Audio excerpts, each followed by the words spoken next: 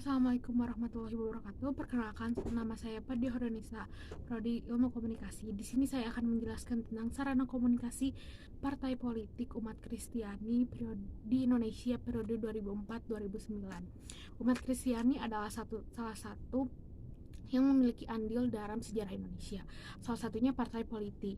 Ada belasan partai politik, diantaranya yang umat Kristiani yaitu PDS, PKB, dan Parkido. Itulah salah satu partai politik umat Kristiani. Lalu ada kajian dari kajian pusaka kerangka dari beberapa buku.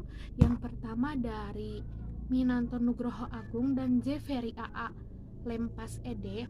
dan Yesus dan Politik Sebuah Bunga Rampai. Yang kedua dari PDP Dr.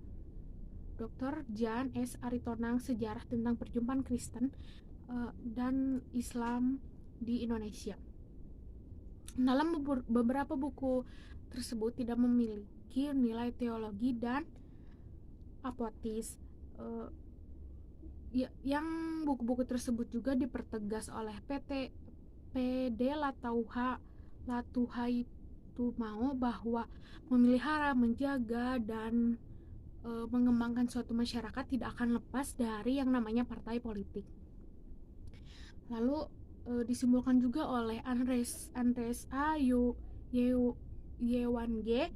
Teori-teori dalam buku tersebut adalah menekan tentang pemisahan agama maupun negara. Lalu saya akan menjelaskan juga hasil penelitian dan pembahasan partai-partai politik di Indonesia pada zaman Orde Baru maupun Orde Lama.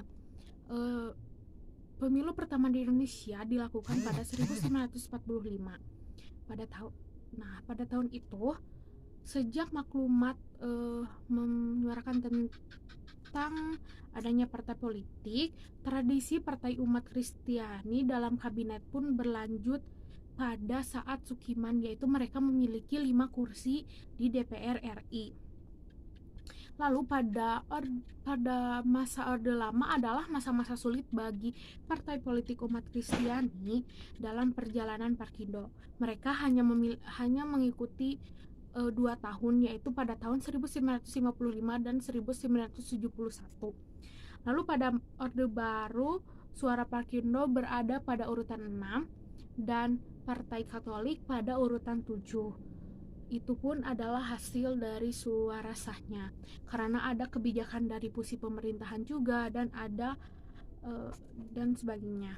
Terus di sini saya akan menjelaskan tentang bagaimana sih rincian awal dari kesimpulan ini. Pertama, sarana komunikasi politik di Indonesia, yaitu pertama ada Partai Perkindo, Perkator, PDP, dan Golkar, yaitu memiliki peran dan agenda untuk menjaga hak-hak, untuk menjaga pluralisme dan menolak ide negara Islam atau syariat Islam.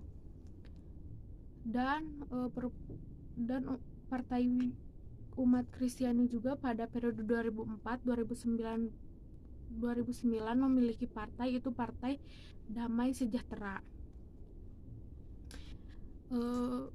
Beberapa pun ada PDS mengeluarkan praksi tentang makanan halal, tentang bank syariah, yang itu dia mengeluarkan penentangan bahwa itu tidak sesuai dengan ideologi dan tidak sesuai dengan Pancasila dan akan memecah belah persatuan Indonesia, karena itu mengandung